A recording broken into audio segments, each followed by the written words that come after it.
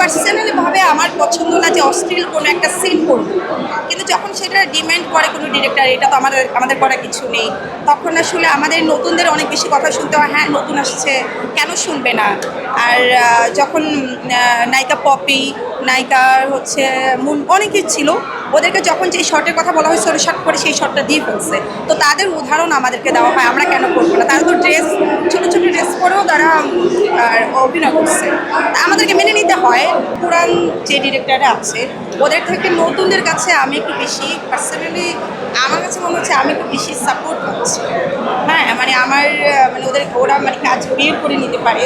আর যারা হচ্ছে পুরানো, এইটা I don't know, don't care, ওরা যা তা বলতে পারে, বাট ওরাও তো সুন্দর করে হ্যাঁ হয় না কেন, মানে একটু উগ্র মেজাজি পুরাণের আমি পুরানদের কাছে পেয়েছি। বাট নতুনদের কাছে আমি সবসময় অনেক রেসপেক্ট সম্মান দিয়ে আমি কাজ করি।